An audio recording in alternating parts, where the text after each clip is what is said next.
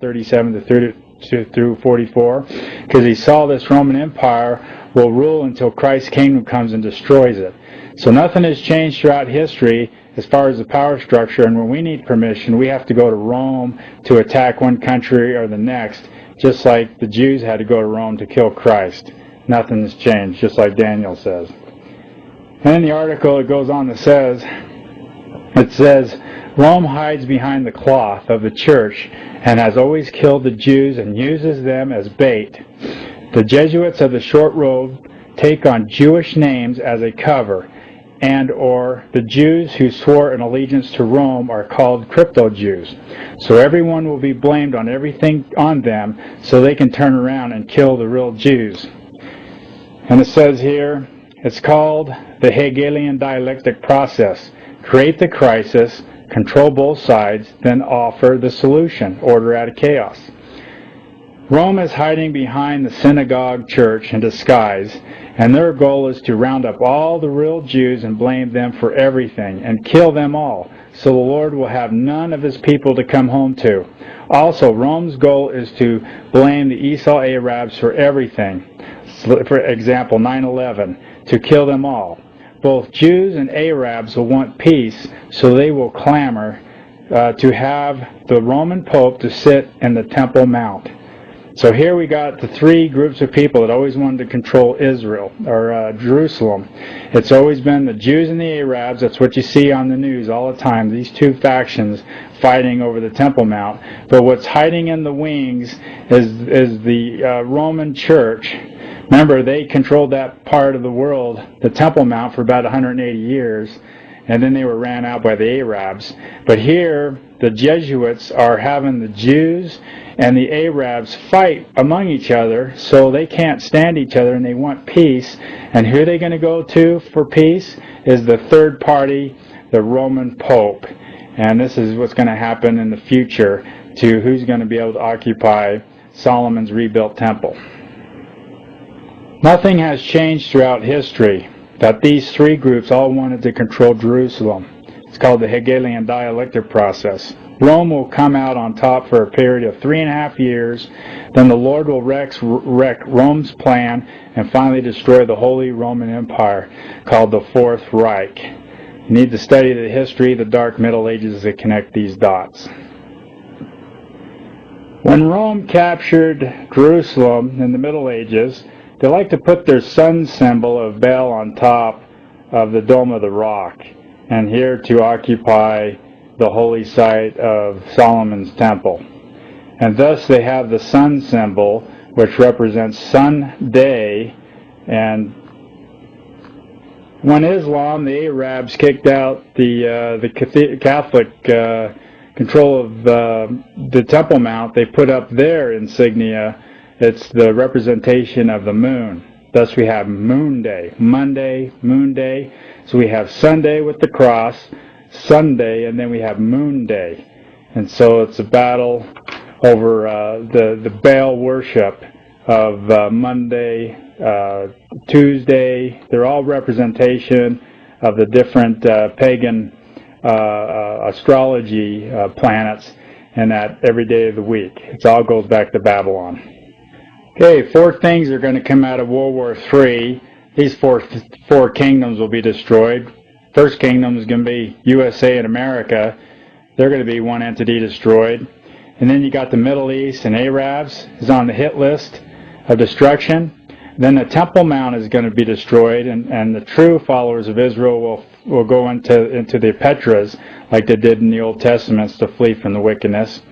And then you also, the Vatican is going to be destroyed.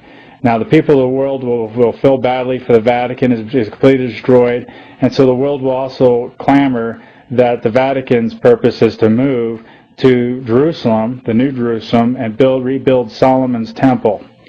And then so the Pope is going to have the Arabs and Israel fight, and then out of this Hegelian dialectic will come the Vatican third party, which these two will clamor to sit in the rebuilt Solomon's temple.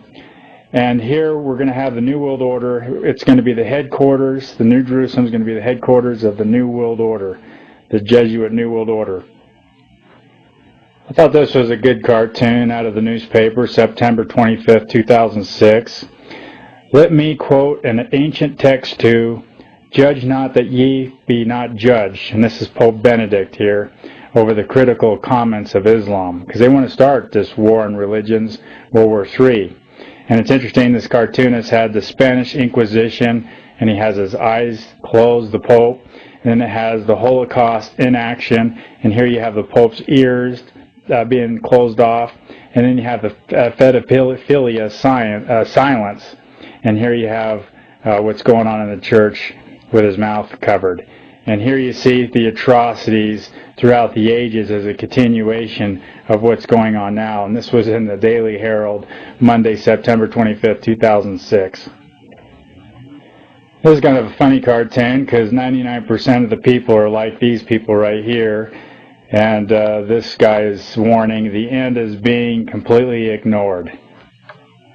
Here's another cartoon. Here's the Pope adding gasoline to Islam bigotry, and it's funny, you know, adding fuel.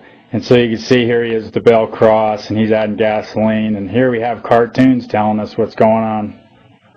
I want to take you through this book I picked up called Washington from the Air. Let's take a look at Washington, D.C. This is out of White Star Publishers. It's one of the first pictures they have in their book. This is the obelisk called Washington Monument. This is a symbol of Babylon, or Nimrod. That's why it has the rod Nimrod. It's the male phallus. This is a symbol of Baal, the sun god. You have to go back and read the transcripts of ancient Babylon, where you had Queen Semiramis, and she was impregnated by Nimrod, and that's why they have this symbol here. It's a Babylonian symbol. How Christian is this? This is going across the bridges into Washington, D.C. Here they have the Greek idols here, all in nude. How would you like to have your children in that see this as they're entering into Washington, D.C.?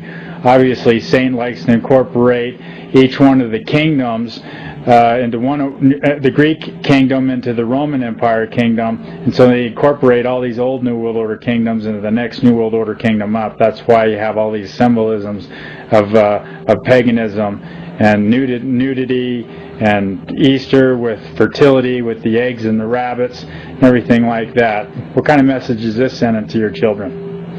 And here on page 24, it says, white temples of Greek and Roman.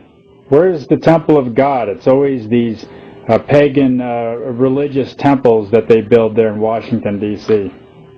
This is a symbol. This is the Washington Capitol right here. This is a drawing in 1874, and look at here. Here's the Bohemian owl. There's the eyes.